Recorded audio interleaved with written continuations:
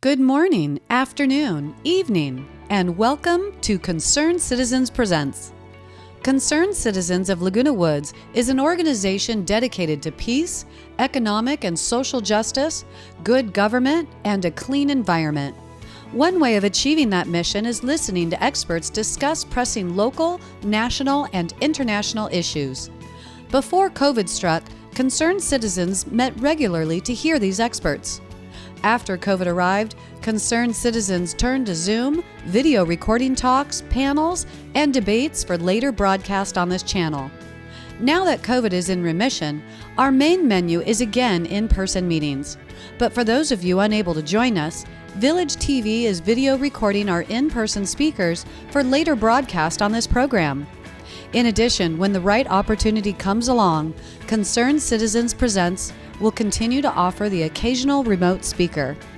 We hope you enjoy today's program. It's my pleasure tonight to introduce you to Dr. Elaine Lewinnek, who's professor of urban history and American studies at Cal State Fullerton, where she also coordinates the environmental studies program. Tonight she's going to be sharing with us insights from two studies that she has done, both involving Orange County. The first one is a study that documented controversy, concern among conservative parents and voters over a 8th grade history textbook ironically titled Land of the Free. And if you followed the news, you'll see that once again we're seeing bans of books in libraries, bans of books in schools, and the rhetoric is remarkably similar between the 60s and today. And then she's going to be sharing with us insights from a wonderful book entitled A People's Guide to Orange County. And this will take you on a tour of places that belie the image of Orange County as, in her words, an orange crate amusement park and sandy beach. I think you'll find this fascinating. So please join me in welcoming Elaine Lewinnek.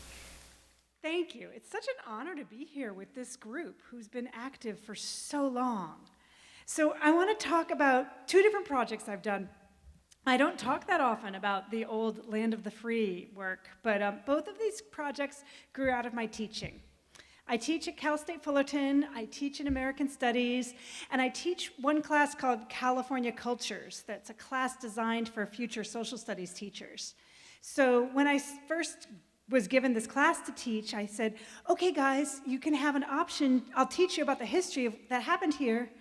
Am I too loud? Okay. There we go. I can move it further from me too. How's that? Better? Okay. I said, I'll teach you about the history, and then you guys, for a project, can turn this history into school curriculum for the students you intend to teach.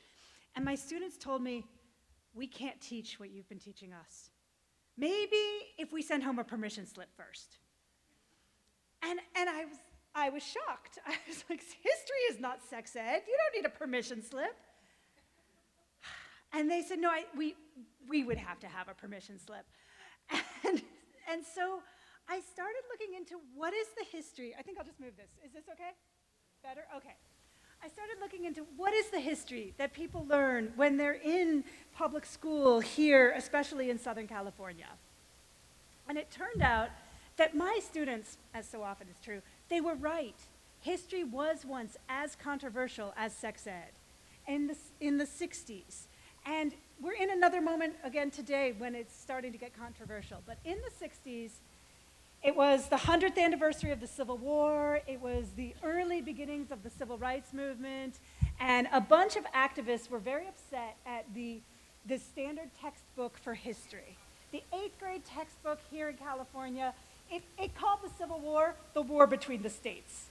It talked about how happy the slaves were to be slaves. It was egregious. It was a terrible book. So a bunch of civil rights activists asked for new state standards. And in the early 60s, new standards passed, And they put out a call for new textbooks, and a couple scholars wrote the one textbook that matched the call. And this is the book. They wrote it over one summer. They had to pawn their grand piano to pay for the rights to have this Paul Revere picture on the cover. It's called Land of the Free, and it was by the Coe family and John Hope Franklin, who was an early African American historian, and May, who was a professor at Harvard.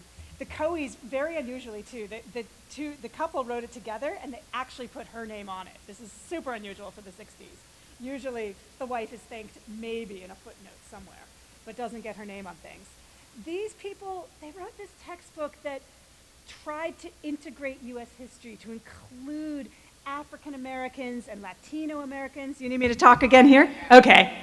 Wanted to include immigrants and women and indigenous people. And this was the textbook that was given to all 8th graders in California in 1967. And there was a huge pushback.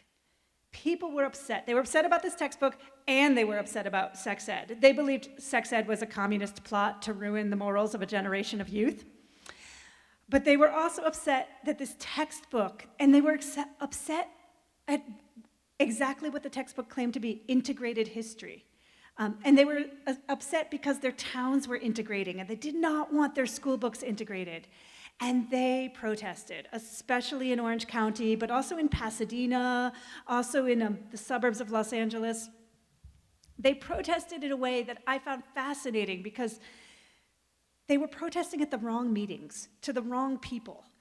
They protested at county school boards, and county school boards don't choose textbooks.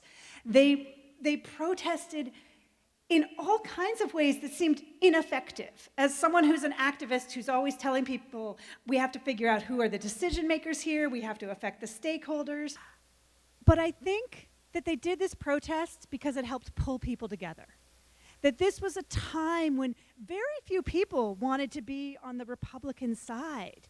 You know, it was a time when progressive politics seemed to be winning, but pulling people together to protect the poor children from the dangerous textbook, it got a lot of people involved. People wrote letters, especially as mothers and as grandmothers. I was surprised how many letters claimed they're concerned grandmothers.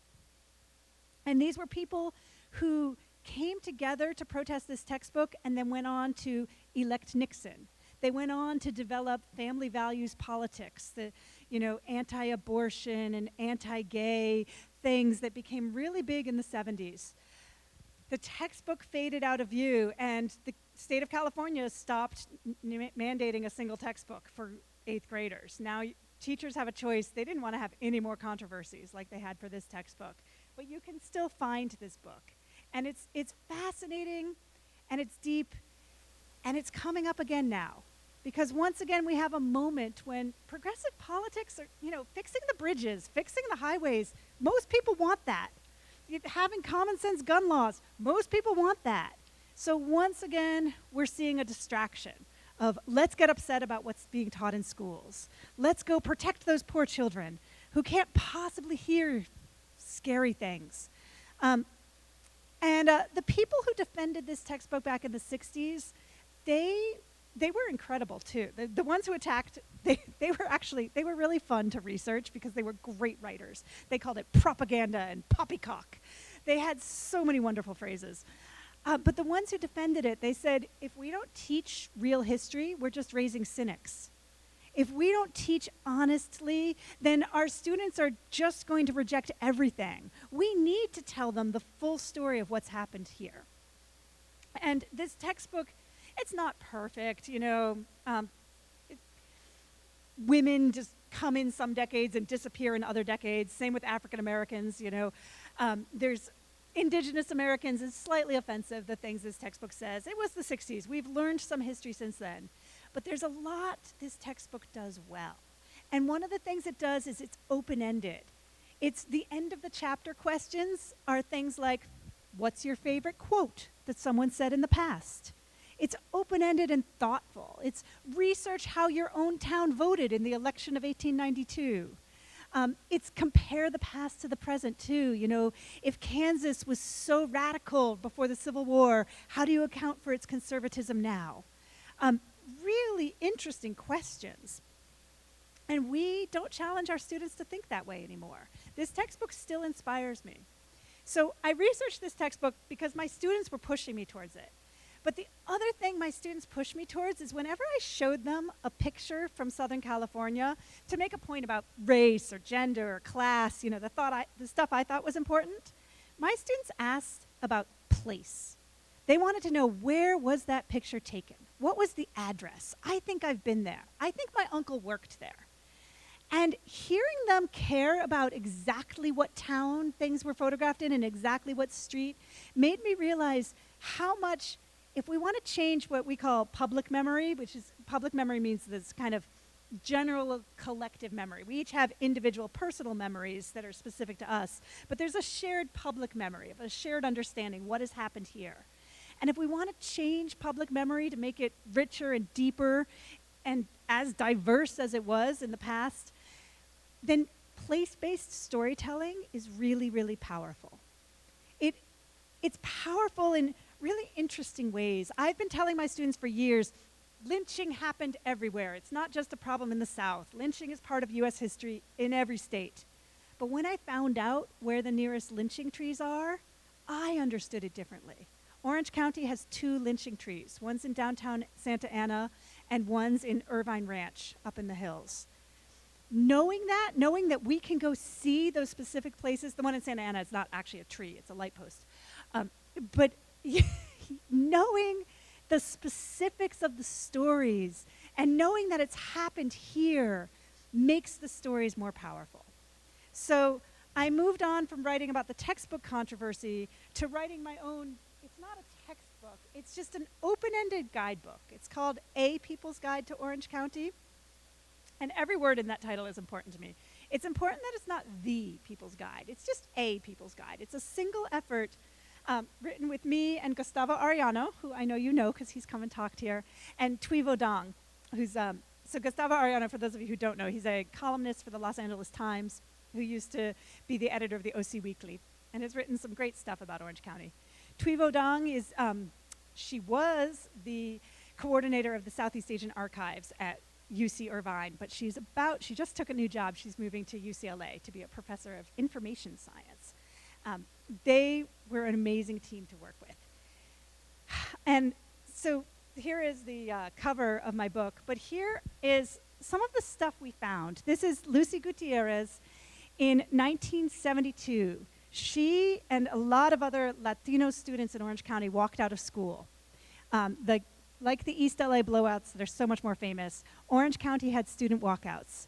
And they walked out of school, they were demanding Spanish-speaking staff, they were demanding an end to mass suspensions, and they wanted to learn their own history. And Lucy Gutierrez, this photo is from the LA Times. They didn't bother to digitize it when they digitized their other photos, so it's not a high-quality photo. I don't think they even spelt her name right. But they protested. These students, some of them walked 10 miles to the park where they all met in Santa Ana. And they didn't win in 1972. They were calling for an end to mass suspensions, and the result of this protest, there was a mass suspension of everyone who protested. But they've won now. Ethnic studies is going to be required for all high school students in California by 2025, which is not far away at all. The thing they were asking for, Spanish-speaking staff, learning their own history, we won it. And this is what I kept discovering when I looked at Orange County's past. Like, I knew its reputation as a conservative place. I knew about John Birch Society, but I didn't know about the radical protests that have happened here. I didn't know about the resistance, including you guys. And that story is the story that Gustavo and Tui and I decided to tell. We haven't found Lucy Gutierrez now. Maybe she's living here. If you run into her, tell her she has inspired us.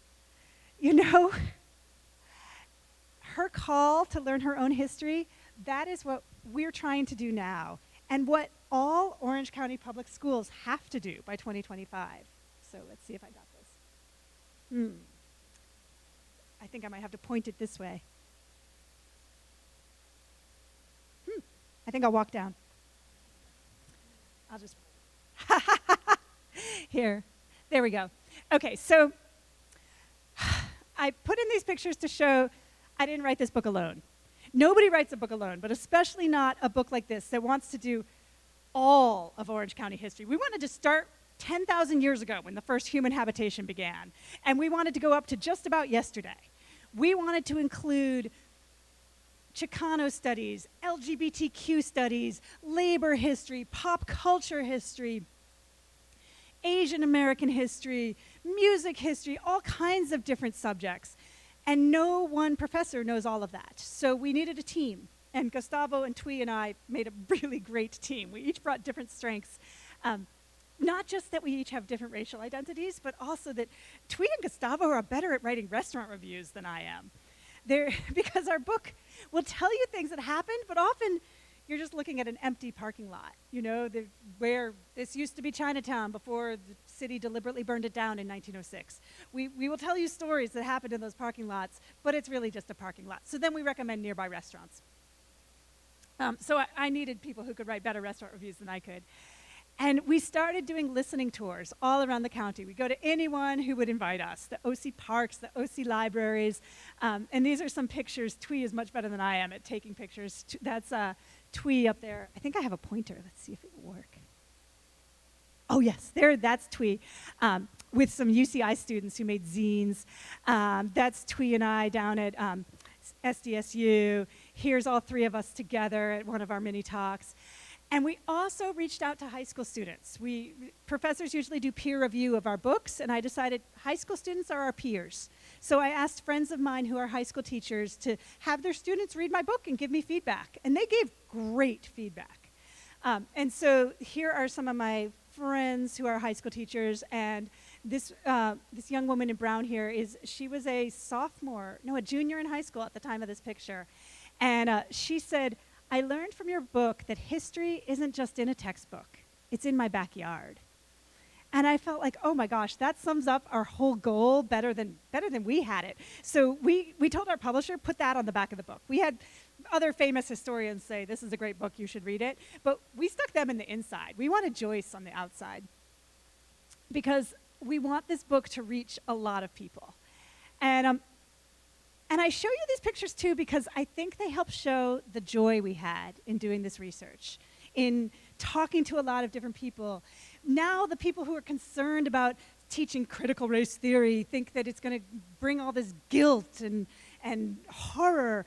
But I'm someone who has plenty of guilt in my life, but I don't feel guilt about researching the truth of our past. I feel that this is the stories that we should honestly know, and that we can't move forwards if we don't know where we've been. And so this group of photos shows a lot of that to me. Let's see if I can do this. There it works. So this is Orange County. It's known for its amusement parks. It's known for sitcoms about our hyper-capitalism, the very rich people. And it was known before that for its orange crates. And the orange crates, they're beautiful, but they usually leave out people. And they leave out power contests. They leave out struggles. They also leave out the chemicals it takes to grow an orange and the environmental issues. They leave out way too much. So we wanted to put back in the people. And we wanted to propose a new vision of Orange County. So this picture is of taco trucks at every mosque, which is a movement that began in Orange County. Here, I'll just sit in front of it because I don't want you all to be able to see me. So back in 2016, you might remember there was a Republican strategist who worried that if Republicans aren't elected, we might end up with a taco truck on every corner. Do you remember that? And a lot of people were saying, I kind of like that idea, you know? Well, two activists in Orange County, Rita Hamida, she's Palestinian American, and Ben Vasquez, who's Latino American, they said, let's go even further. Let's just irritate this guy. Let's go not just a taco truck at every corner, but we'll do a taco truck at every mosque. We'll do, for Muslim people who are fasting during Ramadan, they break their fast together at the mosque and they need something to eat. So Ben Vasquez and Rita Hamida got together to bring taco trucks that had halal meat, which is kind of like kosher meat, carefully prepared meat, free tacos, and voter registration. And that Republican strategist, he was horrified. He tweeted about it. "I tried to warn you people." But all sorts of other people responded, "That's delightful and delicious." That in Orange County, Latinos and Muslims live side by side and don't always engage with each other. And so Rita Hamida and Ben Vasquez wanted to have what they call Latino-Muslim unity. And they started this movement. They're still going strong. Now they don't just have voter registration, now they also give coronavirus vaccines, along with your free tacos, and you're breaking your Ramadan fast. And it's really lovely. And this is a movement that, to me, that's the Orange County I live in. It's diverse. It's very much influenced by the Cold War, because the military, it brought us all the conservatism, but it also brought us refugees from around the world.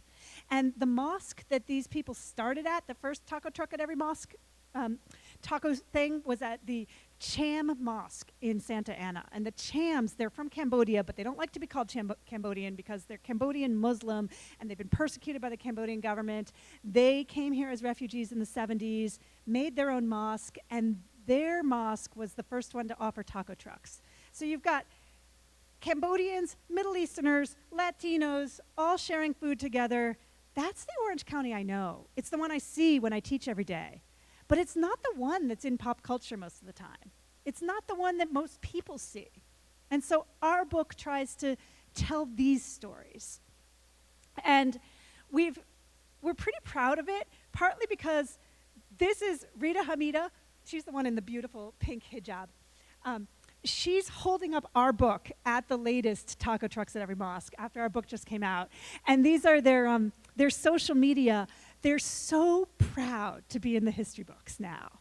And these are people, they've been in the New York Times. They've been in NPR. It's a sweet story. It's been in national media, which honestly gets more attention than a little history book. But for them, being in a book matters. It matters to know that they themselves are part of history. And so they're part of the stories that we want to tell. And it's also part of my point that these aren't, to me, these are not depressing stories. I mean, yes, the Cham were persecuted, and yes, the U.S. military's interventions abroad have stirred up so many different countries that have displaced people who have then ended up in Orange County. Yes, there's a lot of despair that goes into this story, but there's also hope, and there's also tacos. And it's pretty amazing to me. So maybe, I don't mind walking. So here's another one of them, of the stories that I don't think we tell often enough. This is the woman in the middle, that's Mary Masuda. And in Fountain Valley, we do have the Masuda Middle School. So some people at that one middle school know this Masuda name. But even if you look at the Masuda Middle School's website, it only mentions Mary's brother, Kazuo. Like so much history, the men get the attention, not the women. Kazuo Masuda was a soldier in World War II he was a very distinguished soldier. And the school website will tell you that this is a school named for a World War II hero. But that's not the whole story. Because, of course, they're Japanese. This family was interned during World War II, like so many others. And the two of the brothers, Kazuo and Masuo Masuda, managed to get out of internment by joining the 442nd Regiment, that great and brave Japanese-American regiment. And they died in combat. Mary Masuda, who went back to the family's farm in what we now call Fountain Valley, but back then was called Talbert, she went back to the family's farm, and like so many people leaving internment, she was harassed because there was so much anti-Japanese sentiment in the US then, but especially in California, especially in Southern California. The neighbors hassled Mary Masuda. And so General Vinegar Joe Stilwell, that's whose back you see in the front there, he, in the middle of the war, took time off to come to Fountain Valley and to pin Kazuo Masuda's Distinguished Service Cross on Mary Masuda. It's the posthumous cross. Kazuo died in action in Italy. But the general came to what's now Fountain Valley to stand there in front of TV cameras, you can see those cameras in this picture, to really publicly say, these families are heroes and we're going to welcome them. And so the Masudas kept their land in Fountain Valley. They pushed back against that harassment, and the military helped them. I had not expected to see the military as a progressive anti-racist thing, but in Orange County they have been sometimes. The Masuda family had to keep fighting. When they got Kazuo Masuda's body back, they were denied the good burial plots in the Fountain Valley Cemetery. They were told only white people get the good plots, and they were supposed to get the ones, the segregated ones, but they pushed. And they not only desegregated Fountain Valley for their home, they desegregated the cemetery too. These stories, I don't know why the Masuda Middle School doesn't tell them. Because this is a push against racism. It's a successful push. This is a beautiful story. It's a story of a family. Those are the other Masuda relatives standing behind there, standing with so much dignity. I love this photo. And it's a photo of a general doing the right thing at a time when very few Americans saw Japanese Americans as people deserving of doing the right thing. These are the kind of stories we ought to tell. And maybe the school doesn't tell them because, you have to mention that we had racism and discrimination. But we also had resistance. And it's worth knowing these stories. I'm going to tell you a few others. There we go. These ones surprised me because I specialize in urban history and housing history. So, I knew that Orange County, it was diverse. It's actually, I'll tell you the whole story. Orange County has been diverse for a very long time. 2 different indigenous nations claim a lot of Orange County. And some of the indigenous cities here were bilingual. They were cities occupied by both nations, the Ahachiman, who are centered on San Juan Capistrano, and the Tongva, who are centered on Los Angeles. Around the Santa Ana River, they lived side by side in bilingual cities, which I love, because we still have bilingual cities here, or trilingual cities. We have different people living side by side. This is land that has been claimed by a whole bunch of different nations. After it was Ahachiman and Tongva, then it became Spanish, and then Mexican, and then US. And with each level of claiming the land, there's a level of erasure. In history classes, we call this settler colonialism, that to make room for themselves, settlers try to erase the ones who were there before. Sometimes by killing them, sometimes by imprisoning them, sometimes by making them very sick, but often by writing them out of the stories we tell about the land, pretending that they're not there anymore, or pretending that they all vanished. That we don't always talk about the Ahachiman and the Tongva, the indigenous people who are still here. We don't talk, I didn't even know about the Chinese people who are the ones who built the railroads and the irrigation canals that made Orange County the agricultural strength that it was in the 1800s. We erase these people. And one of my colleagues has called this a double displacement, that people of color have been pushed off the land and pushed away from the stories we tell about the land. And that double displacement, I think, is important because I can't do much about the land, but I can change the stories we tell. I can research who has been here. It was indigenous, it was Latino, it was Asian before it was ever white. And those stories to me are really important. When it became a suburban space, in the 1920s is when we segregated the schools and segregated the swimming spots too. Swimming was very controversial, swimming with different races. In the 1950s with suburbanization, that's when we really pushed segregated spaces. And so I knew that story. I knew that suburbs across the US, realtors weren't allowed to sell to different races. I knew about housing covenants, which, by the way, it was an Orange County family that helped make Orange housing covenants illegal. I knew about redlining. What I didn't know was these stories that I'm going to tell you. This is on the left there. Those are the Eichler homes, which you might know. These really beautiful mid-century modern homes. Joseph Eichler was a developer who built mostly around San Francisco, but he built a huge section in Orange, the Fairhaven, Fair Meadow, Fair something or other tracts. They're gorgeous homes. I didn't know Joseph Eichler was one of the very few developers who insisted he was going to sell to anybody. Back when developers were not supposed to do that. That is not what Levitt did in Levittown. That is not what the developers of Lakewood did in Lakewood. It's not what most mid-century suburbs did. But Eichler did. He sold first to Asians, and neighbors were up in arms, and then to African Americans. And when they complained, he said, I'll buy your houses back from you. I sold them too cheap to you anyway. And not only did he insist on selling to anybody, he insisted that the builders who worked on his houses have desegregation among their workers. He insisted that they change their apprenticeship programs. He worked with the governor of California to pass the Rumford Fair Housing Act. And when civil rights activists offered to give him awards for this work he was doing, he said, oh, no. Keep this quiet. You'll ruin everything. And so he wasn't recognized at his time. I think it's just a little bit of a hint that he called these houses in Orange Fairhaven and Fairmeadow because he supported fair housing. And once he built these houses, the African-American population of Orange went up 10 times. He helped desegregate this county, but he refused awards for it because he didn't want to publicize it. The people who needed to know knew. But now we can publicize it. Now we can say, this guy did a great thing when most people around him weren't doing great things. And when most people said, if you sell to anybody of any race, it'll hurt your property values. We now know those Eichler homes, they're worth at least $1.5 million now. It did not hurt the property values.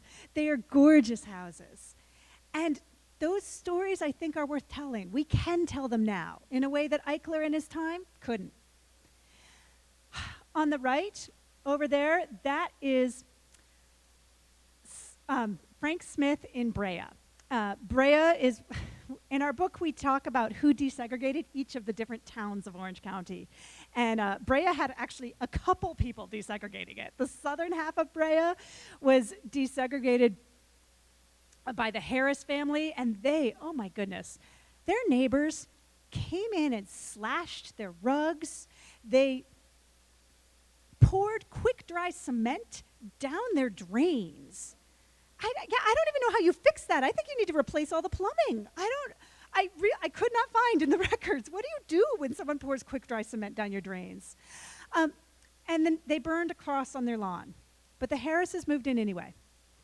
And then their neighbors threw a firebomb through the bedroom window of their teenage daughters who were sleeping, lit the curtains on fire. The Harrises said, we're not moving in a million years. They stayed up. They stayed up with their Bible and with a gun. And then they did move. We don't know what happened to them, but we know, because we get censuses every 10 years, that the Harrises moved. But the Harrises area became predominantly African American because the news around all that harassment let others know, oh, there's no housing covenants over there. Oh, we actually can move in. We just have to deal with violent neighbors. But at least we don't have the housing covenants restricting us. So southern Brea desegregated. John Smith wanted to move to northern Brea 7 years after the Harrises had endured that harassment. John Smith moved to northern Brea, and people started to harass him again. And John Smith was a military veteran from El Toro Marine Base. The military desegregated before most other employers in the U.S. You guys are old enough to probably remember this, you know.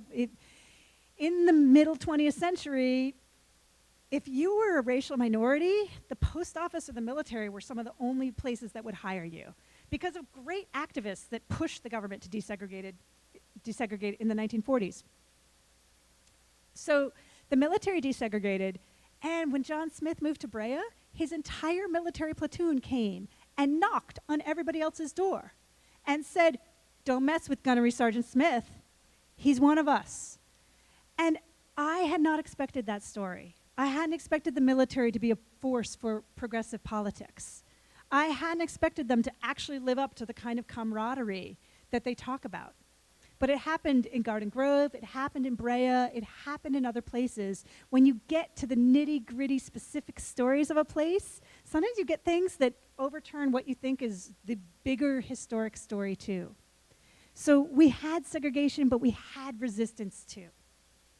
Let's see. This is some of you might recognize this. This is Melodyland, which was a concert venue in Anaheim. And we, in our book, A People's Guide to Orange County, we don't just want to tell you the interesting history, we want to tell you the stories of power. So it's interesting that it was a concert venue. All sorts of famous people came by, Cher and the Grateful Dead. But the story of power that we focus on is after it went out of business as a music venue, and it became a Pentecostal church. And there's the reverend, whose name I can't remember right now. There he is. This is an old postcard from the 70s. This church was the one that helped start Trinity Broadcasting Network, and that sort of large Christian media force that is a force for conservative politics here. And this church also had a lot of counseling services for runaway youth. And from those counseling services, they developed what they called Exodus ex-gay ministry, what we would now call gay conversion therapy. They were finding runaway youth who they thought were sinners, and they tried to teach them to not be gay. The two young pastors who led this ex-gay ministry, they started to travel the country to tell other Christian megachurches about this new thing they had developed. But they were headed to a conference in Virginia in 1979, and they were on the airplane when they realized that by mistake, they had been booked into just one hotel room with just one bed. And these two men, they realized that they wanted that they were in love with each other, and that clearly gay conversion therapy didn't work because they themselves were gay. And so they left their wives, they left the church, and they renounced this thing that they started here in Orange County. It's not gone, though. Gay conversion therapy is now illegal in California because it's abusive, but it's still happening elsewhere. And so that's also why we wrote this book. Like, we find these stories fascinating and worth knowing, and if we don't know them, we also can't undo some of the harm that is part of these stories, because gay conversion therapy harms kids, because the legacy of housing segregation is still harming us, that this is all part of our past. But it is, I'm glad you guys laughed, because it's funny too. Like, I tell people all the time, if there was a novel about Melodyland, you would say, that's just fake, that's too neat a story, it can't be really true. But it is true. That's how it happened. So, I'm right at 45 minutes. There we go. So if you want to know more of these stories that aren't usually told in the textbooks, these stories that often those of us who live here don't even know well enough, there's a couple ways you can do it. If you're on Instagram, we have an Instagram page that I put some pictures up there. It's PG2OC, because that's our way of summarizing People's Guide to Orange County. You can also buy the book. I think it's worth reading. I brought in postcards that my publisher gave me that have a discount code on the back. So you can take one if you want and pass them around here. Oh, okay, you're the former teacher. You know how to pass around. And, oh yeah, that works, yeah. There you go. And, but you also don't need to buy the book. You can get it from the library for free. And KCET has been inviting us to write some of these stories up on KCET. We just published a whole batch of them just today about Orange County activists. The activists on the left and the right, and almost uncategorizable activists too. Stories that we don't think are told often enough. So those are 3 different ways to get more of these stories, because I love these stories, and I want to make sure that they get retold. I want Lucy Gutierrez there with her fist up in the air. I want her to get what she was calling for in 1972. So thank you guys. Thanks for all your careful attention, and now I want to hear your questions. I'll put this down here. My question is this: how do you go about finding your stories? Oh, that's a great question. People ask us a lot, and I wish I knew, because we did a lot of listening, we did a lot of reading. I took all my books about California off the shelf and looked in the index for every single, you can't usually find Orange County, but you can look for cities, you know. We talked to a lot of people, especially areas that we felt less confident in.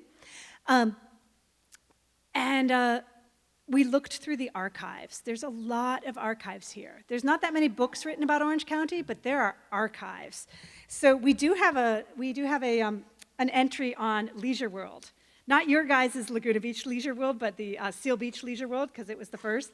But the picture we have is from Laguna Beach's Leisure World from 1965. It is beautiful.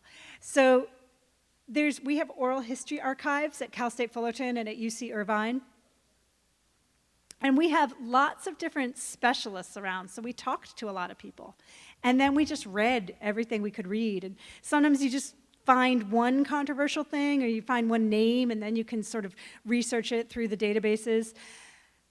Some of it, it's still just hard to teach others how to do, because my job as a teacher is partly to teach others how to research, and every time I'll even partner up with the librarians I work with, and they say, I don't know what Elaine does, it's magic.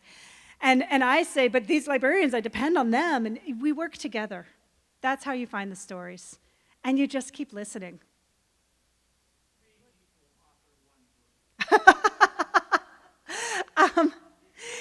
We met a lot at restaurants because we knew we wanted to recommend restaurants.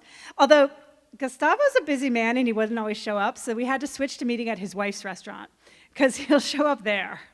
And his wife's restaurant is really great, and there's easy parking. So we met a lot at Gustavo's wife's restaurant. We made outlines, which I don't usually do when I write. I often don't know how things are going to be organized or what I want to say until I've researched and written it. But we started with outlines so that we could divide things up and say who wants to write this and who wants to write that.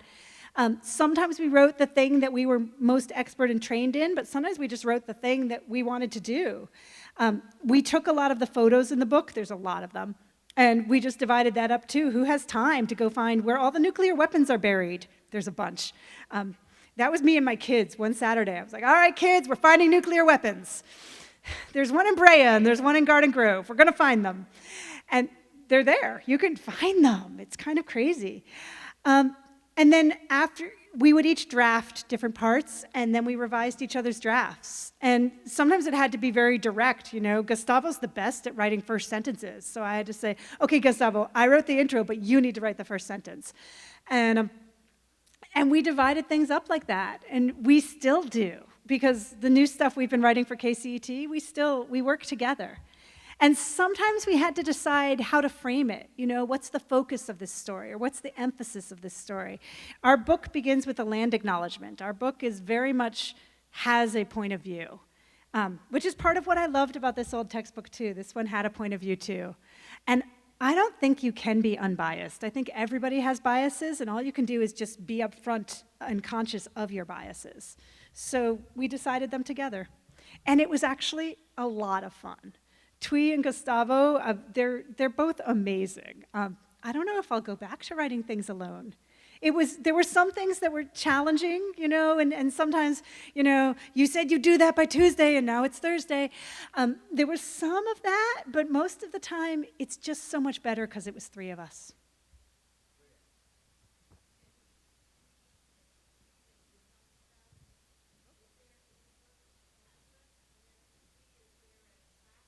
Yeah, well, okay, so there's 2 lynching spaces. One of them has a plaque. The one that's a tree that's up in Irvine Canyon Ranch. It's the rangers were the ones who told me about it, actually. When I was going up to Madame Modjeska's home up in Modjeska Canyon, the rangers were really nice to give me a tour on a day when it's not really open, and they mentioned the lynching tree. It's actually just one canyon over, the next big mountain there. But yeah, it's up in that direction. We have the address. They did not know about it until the fires of 2004 exposed the plaque that was there. And the plaque that was put there back in the 1960s by some of Orange County's developers who, the people who paved over this land were also really big into nostalgia for this land. And so they put up a plaque to say, banditos were killed here. They kind of liked that. And actually, Knott's Berry Farm to this day has a fake lynching tree because they liked that kind of Western frontier history. But it was real history. It was a group of people who had shot the sheriff in the 1860s and shot into the mission, who they had been very violent people who had escaped from posses multiple times and were trapped up there. It was Juan Flores's gang. So one of their escapes was right near Modjeska's house. That's why it's called Flores Peak. But then they were one mountain over when they were lynched. So there's a plaque there. The other one is downtown Santa Ana, and there's in the old City Hall, which is right on 4th and Main, where the clock tower is. There's no marker at all. For a lot of the things we talk about, there's no marker at all.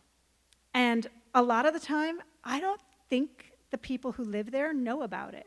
You know, there's some apartment in Fullerton that looks like any old apartment, super important to punk music history.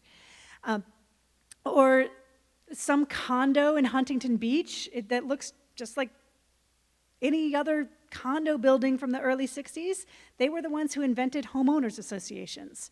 And HOAs govern so much of our lives now. To know where it was invented, I don't think they know about it.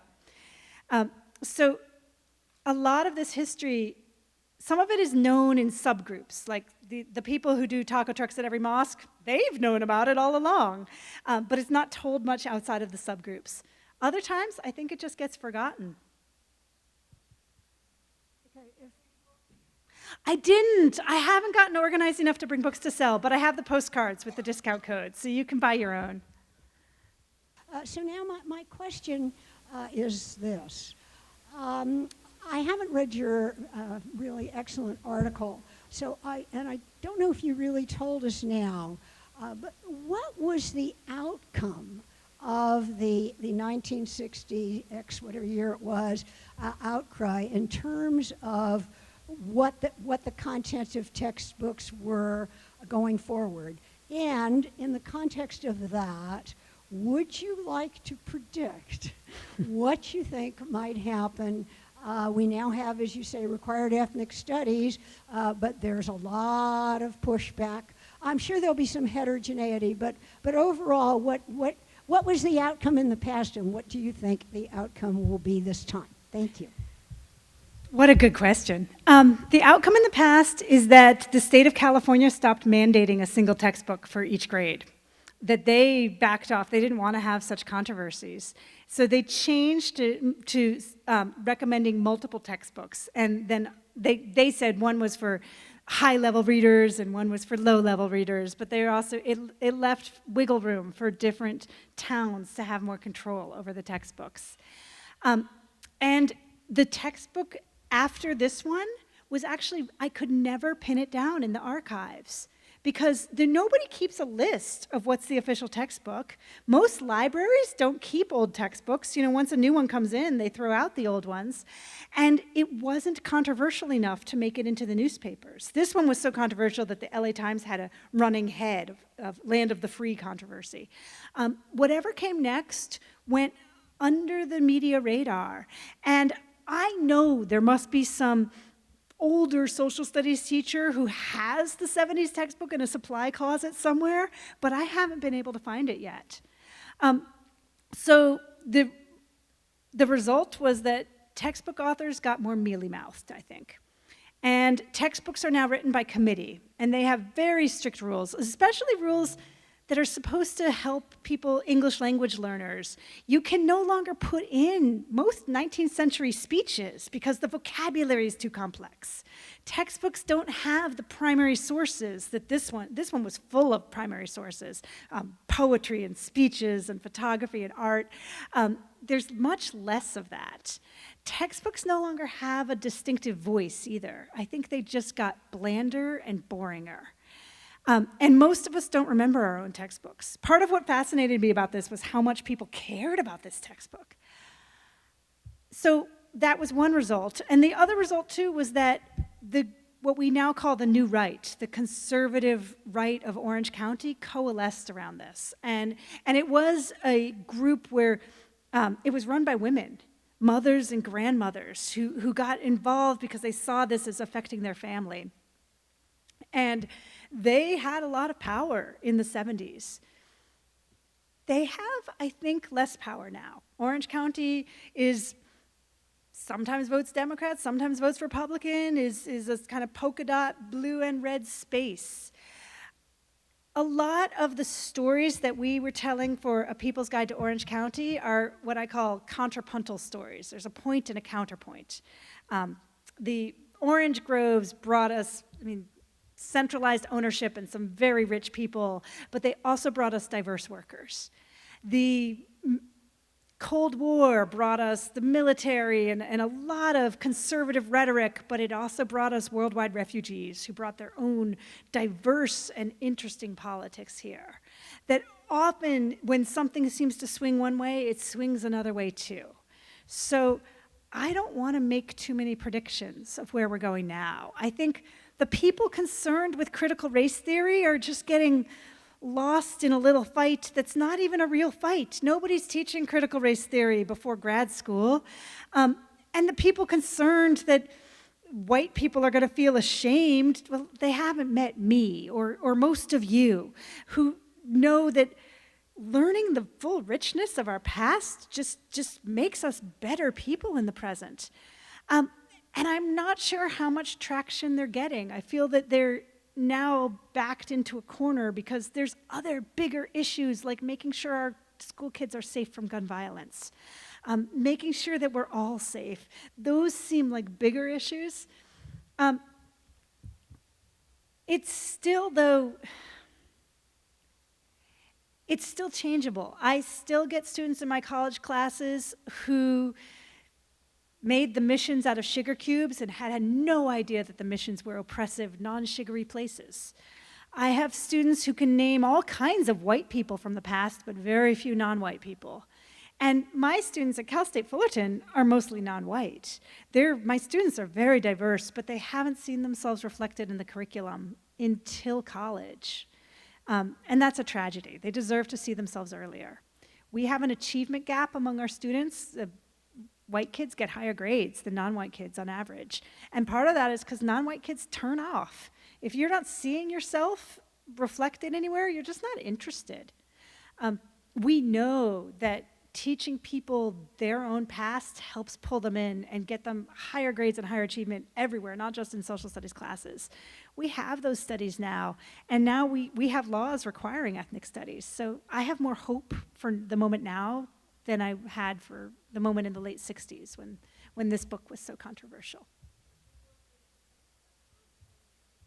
It is, yes. I don't know if it's in the Laguna Woods Library yet, but I think the way the library works is that if you request it, they just bring it from anywhere in Orange County. Okay, last question. Then I'll ask two questions, Dr. McVeigh. The companion book of the same name for Los Angeles, is it similar to your book? It inspired us, yes. So A People's Guide to Los Angeles came first, and it was brilliant, and it was, it made these points about Los Angeles. It said most tour guides steer people to white spaces and corporate spaces and passive spectacle. And it said we need a different kind of tour guide. We need to see the full range of where we live. And it was just so well done that I ran into the authors of A People's Guide to LA, one of the authors, Laura Barraclough, at the Urban History Association meeting back in, I think it was 2014. And I said to her, your book is so great, it's inspired my students, they keep on wanting to write their own guides to Orange County, and you really need to write an Orange County guide because everything you said about LA, it's triply true of Orange County. That tourists come and they think we're only Disneyland, or only Disneyland and the Costa Mesa Mall, or maybe the beaches, you know? They think that's it. And there's so much more that Santa Ana and Laguna, there's so many histories here that just aren't well enough known. And so I was gushing to Laura about this, and I said, you need a People's Guide to Orange County, and she said, you're right, we do, you should write it. that was how I began this book. My second question is relative to the restrictions on who moves in here. Uh, in LA, where I've read old deeds, it was the Bank of America as trustee and big swatches of land like the Palos Verdes and the Hollywood Hills. No, this particular was Ethiopian descent, which is the code word for black, shall reside except as servant. Was the ones in Orange County, apparently this developer who started, it wasn't a CC&R throughout Orange County. Was it by the large landowners? Was it by Bank of America like the ones I saw in LA? So those are called deed restrictions. They're very common, and it often will say no Asian, no African American, Caucasian only. Sometimes if you look at your housing deeds, they're still there, but they have been unenforceable since 1949. Those were really common from the 1920s up through the 40s. There was this myth started by realtors that people of different races would ruin the property values. And there were all different ways that that was enforced. There was the public sector and the private sector ways. So the banks would put it in their deeds, the realtors would insist of it in their deeds, and the realtors would also, they would kick out any realtor who sold to someone of a different race and prohibit them from seeing any more of their listings. So you couldn't make a living. So that was the private sector part. The public sector was also the federally insured banks, and they're redlining. They made these maps of where they thought housing values were going up or down, and they colored-coded them. Green meant values are going up, and then there was yellow and blue. Red was the worst.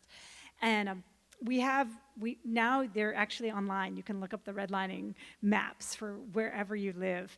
And they had comments, too, and they would say things like, Mexicans and dogs and that sort of thing running around, like horribly racist stuff.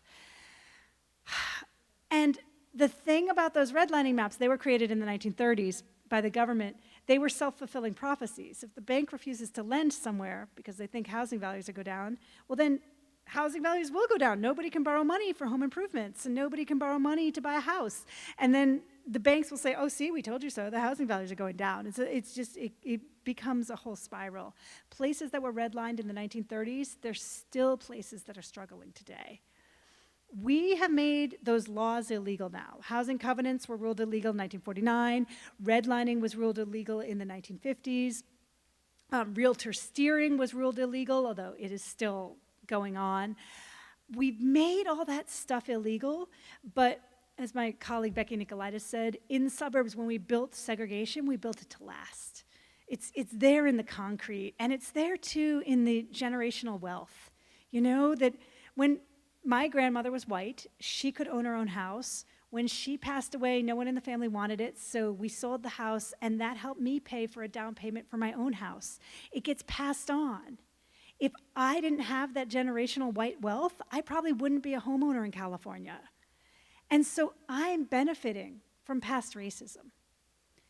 And that's just basic housing history.